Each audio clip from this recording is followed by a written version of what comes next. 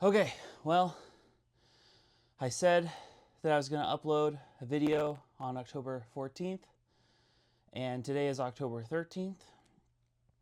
So I put together this video. I have to put it together quickly, so I wanted to do something that I could do easily and off the cuff, and something I'm passionate about. So I decided I'm going to talk about 5-ish books that I've read recently that have been very impactful for me, and talking about them. So the first one I'm going to say is If You Meet the Buddha on the Road, Kill Him by Sheldon Kopp. This is a really interesting read. It came out in 1971. And Sheldon Kopp's If You Meet the Buddha on the Road, Kill Him is like a combination of like somewhat spiritual literature. And essentially what this is it's trying to be a pilgrimage to help you find your own Buddhahood, I guess, and saying that nobody can teach you but yourself. And I decided to read this book because it was a well described by a character in the show Fringe. Because it talks about not depending on other people for answers. That you can only find the answers inside yourself. But said this was his favorite book, and I read it, and it was really fun to read and was very helpful in a time while I was figuring a lot out about myself. So if you're kind of going through it, I'm in my late 20s, about to turn 30, so this was a very helpful book at a very helpful time for me. In a similar vein is the book Siddhartha, which is my next book. Siddhartha is an amazing story by Hermann Hesse, but Siddhartha is a story about the Buddha, and it about a Buddha. So Siddhartha is the name of the main character, and he becomes a Buddha, but the Buddha is like actually in this story, and it's Gautama. Siddhartha Gautama is like the name of the original Buddha, and so like both names were used, and it was like interesting to see how this guy goes through stages of life. I don't really want to spoil it, but he goes through many stages of life. He gets enlightened, and the story of how he gets there and what that means at different stages and ages is just amazing. Great read. It's very short. I think I did this in a day or two. It's really, really short. I've got this copy. It's 152 pages. Really, really short. Really easy read. If you want something that is kind of impactful, it's not going to take too long, highly recommend this.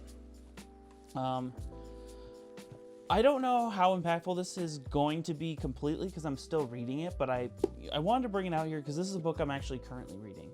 And I want to give it a shout out because I found it at the used book section, and I've really enjoyed it so far. And it's called Am I There Yet? And it's kind of a perspective by the artist Mary Andrew, navigating your late 20s and transitioning into your 30s and figuring out who you are and what you want and stuff like that, which is exactly where I'm at. I turned 30 in a couple months, so I am dealing with a lot of changes in my life and figuring out who I am and what I want, and that's been very freeing and hard. And as this is called, Am I There Yet? The Loop-de-Loop Zigzagging Journey to Adulthood. It's very relatable to me right now, so I really have been enjoying this. I'm only on, I think, chapter 5 right now, which is on relationships.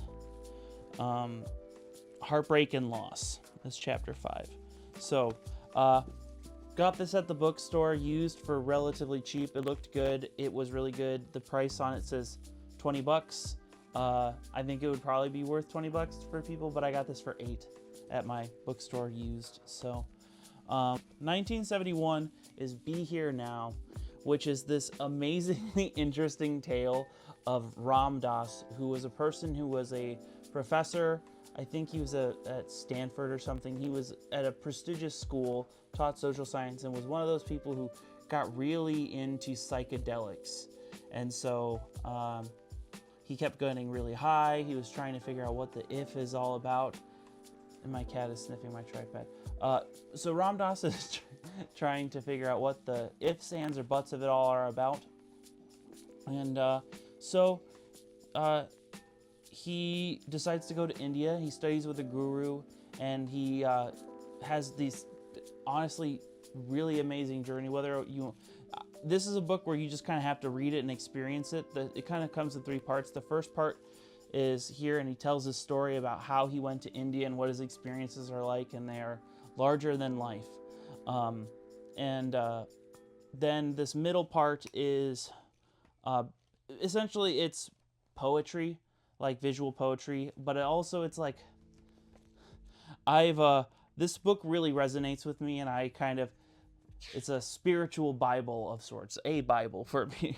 I think it's really good and powerful stuff. Okay, my final book is one of my favorites, and it is called Making Comics by Scott McCloud.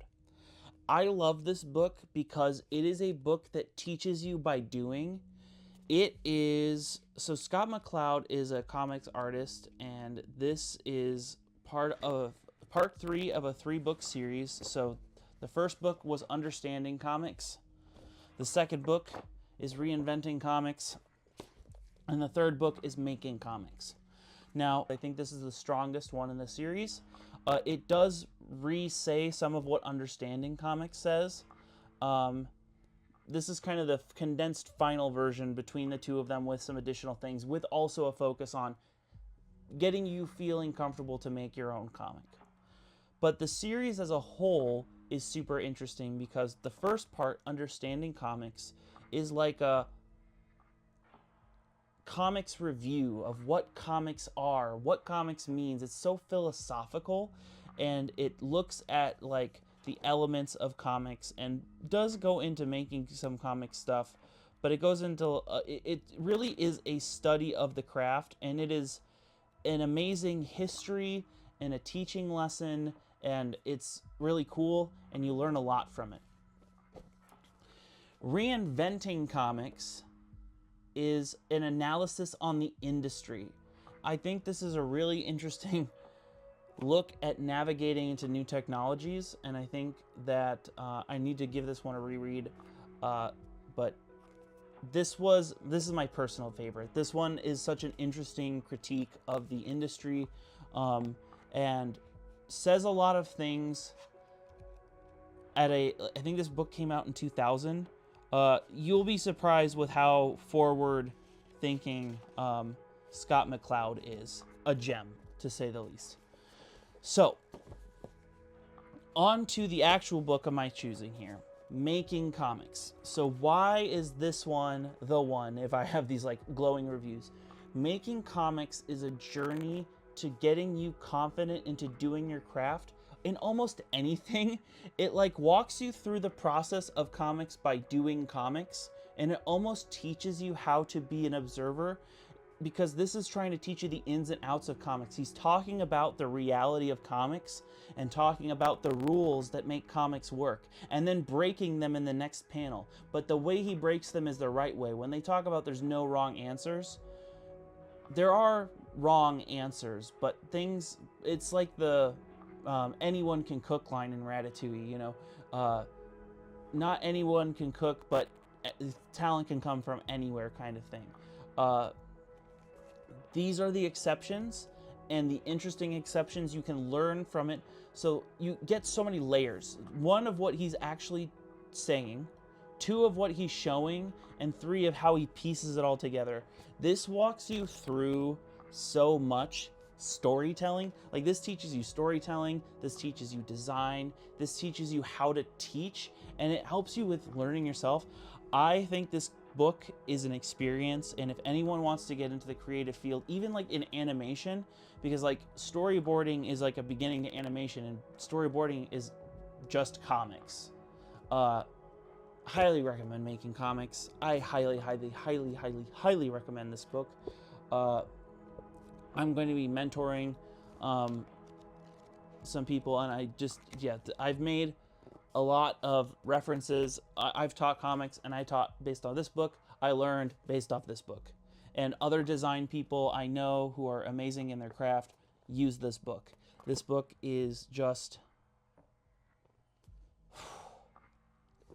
it's a trip.